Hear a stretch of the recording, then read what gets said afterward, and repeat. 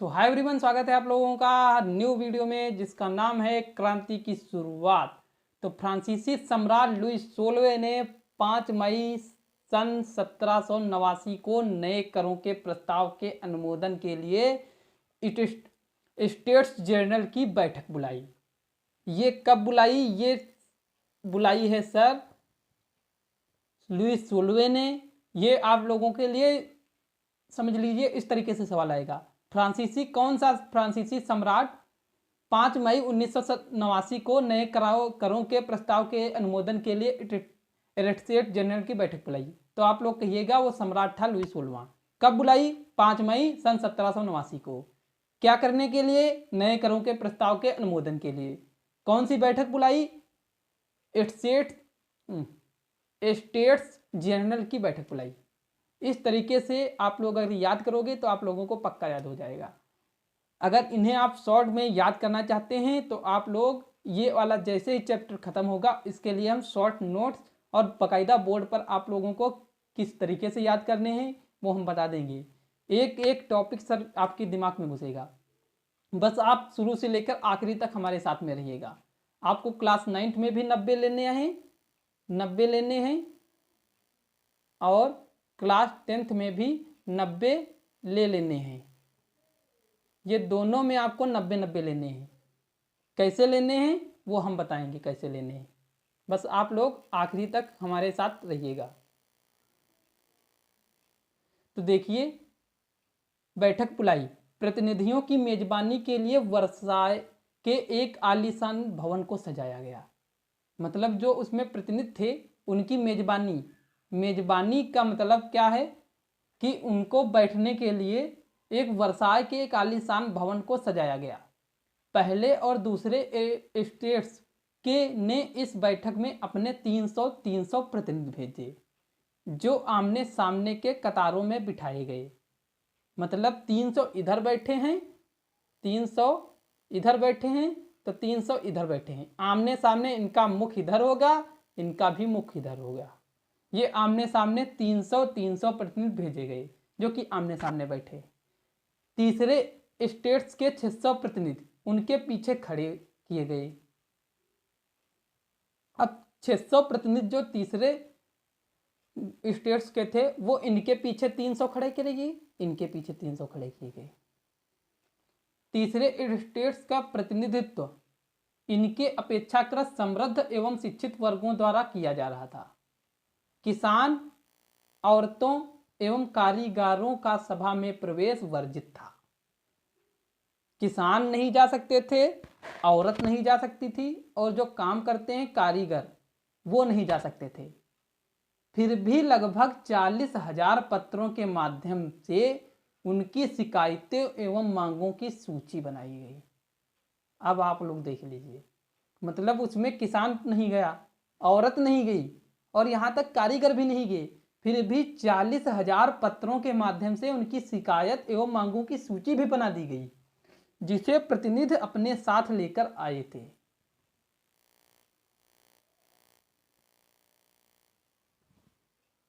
State general के नियमों के अनुसार क्या था कि प्रत्येक श्रेणी के व्यक्ति को एक मत देने का अधिकार होता था। एक बार भी लुई 16वां इस बार भी लुई 16वां इसी प्रथा का पालन करने के लिए दृढ़ प्रतिज्ञ था कि यही होगा।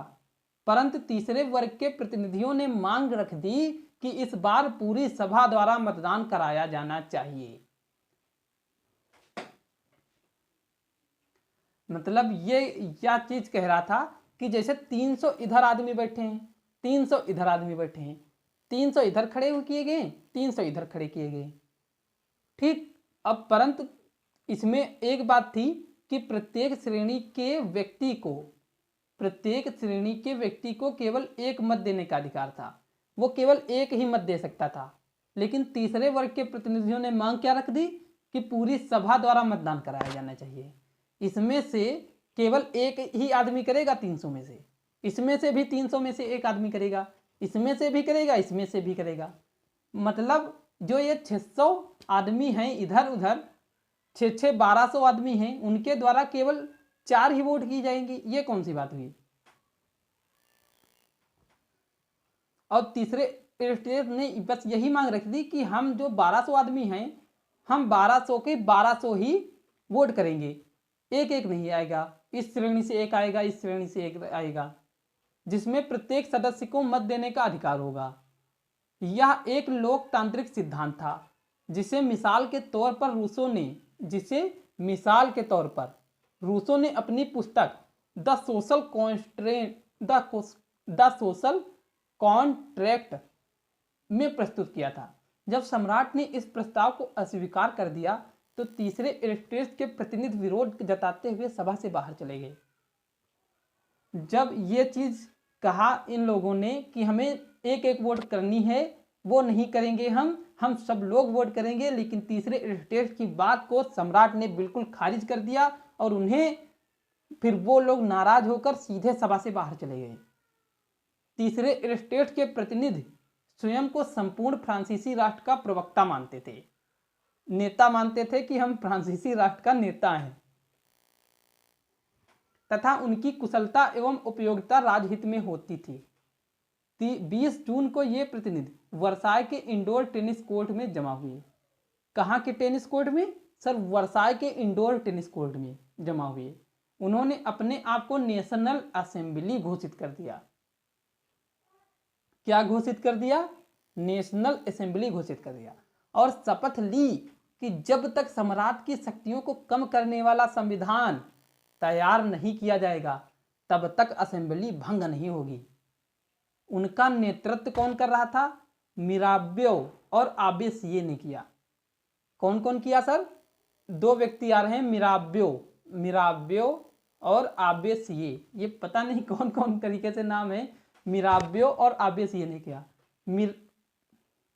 मिसब्यो समांती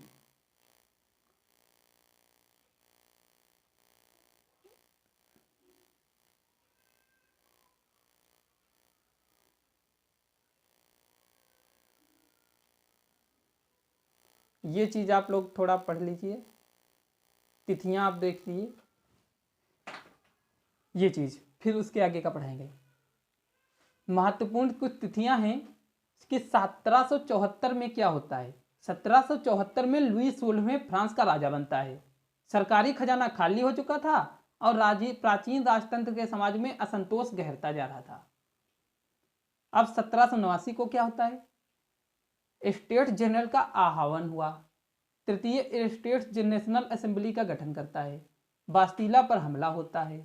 देहात में किसानों का विद्रोह होता है। 1791 में सम्राट की शक्तियों पर अंकुश लगाने और सभी मनुष्यों को मूलभूत अधिकार प्रदान करने के लिए संविधान बनाया जाता है।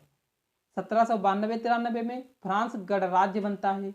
सिर काटकर राजा को मार दिया जाता है।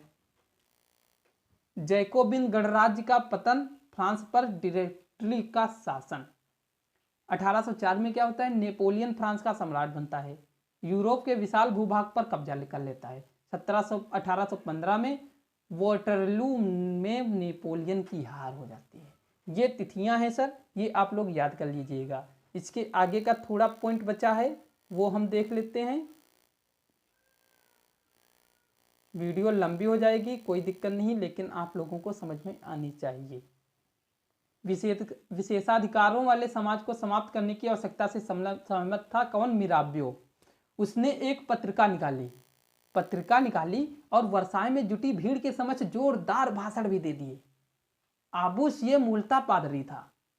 उसने तीसरे इलिस्ट्रेट्स क्या है शीर्षक से एक अत्यंत प्रभावशाली प्रचार पुस्तिका पैम्पलेट लिखी। जब नेशनल असेंबली संविधान का प्रारूप तैयार करने में व्यस्त थी तब पूरा फ्रांस आंदोलित हो रहा था।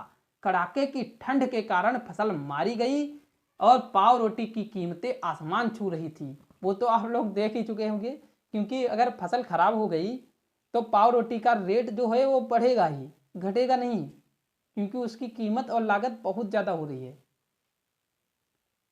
जिससे जनता में आक्रोश उत्पन्न होने लगा। बेकरी मालिक स्थिति का फायदा उठाते हुए जमाखोरी में जुटे थे। मतलब वो माल बेच नहीं रहे थे, वो जमा कर रहे थे कि और ज़्यादा महंगा हो जाए, और ज़्यादा महंगा हो जाए, इससे हमारी जो पूंजी है वो और ज़्यादा हो जाए। बेकरी की दुकानों पर घंटों के इंतजार के बाद गुस्साई औरतों की भीड़ ने दुकान पर धावा बोल दिया। दूसरी ओर सम्राट ने सेना को पेरिस में प्रवेश करने का आदेश दे दिया था। क्रुद्ध भीड़ ने 14 जुलाई को बास्तीला पर धावा बोलकर उसे नेस्ता नाबूद कर दिया। 14 जुलाई को बास्तीला पर धावा बोला और उसे नस्ते नाबूद कर दिया। गांवों में सभी जगह यह अफवाह फैल गई कि जागीरों के मालिकों ने भाड़े पर लुटेरे के गिरोह बुला लिए हैं जो पकी फसल को तबाह करने के लिए निकल पड़ रहे हैं। मतलब ये भी अफवाह फैल गई कि मालिकों जागीर मतलब जो बड़े बड़े क्षेत्र थे उनके मालिक लुटेरों को बुला लिए हैं, जो पक चुकी है फसल उसको तबाह करने के लिए लुटेरे बुला लिए हैं। कई जिलों में भय से आक्रांत होकर किसानों ने कुदालों और बेलचों से ग्रामीणों किलों पर आक्रमण कर दिया। उन्होंने अन्न भंडार को लूट लिया, लगान संबंधी दस्तावेजों को जलाकर राख कर दिया। कुलीन बड़ी संख्या में अपनी संपत्ति छोड़कर भाग गए। बहु लोगों ने तो पड़ोसी देशों में जाकर शरण ले ली। मतलब वहां पर इतना माहौल खराब हो गया था, जो ज़्यादा बड़े बड़े लोग थे वो लोग अपनी संपत्ति छोड़कर ही भाग गए और दूसरे देशों में रहने लगे। अपनी विद्रोही प्रजा की शक्ति का अनुमान करके लुई 16वें अंततः नेशनल असेंबली को मान्यता दे दी और यह भी मान लिया कि उसकी सत्ता पर अब से संविधान का अंकुश होगा। 4 अगस्त 1789 की रात को असेंबली ने करों, कर्तव्यों और बंधनों वाली सामंती व्यवस्था के उन्मूलन का आदेश पारित किया, जिस कारण पादरी वर्ग के लोगों के विशेषाधिकार समाप्त हो गए, धार्मिक कर समाप्त कर दिए गए और चर्च के स्वामित्व वाली भूमि जब्त कर ली गई। इस प्रकार कम से कम 20 अरब लिब्रे की संपत्ति सरकार के नियंत्रण में आ गई।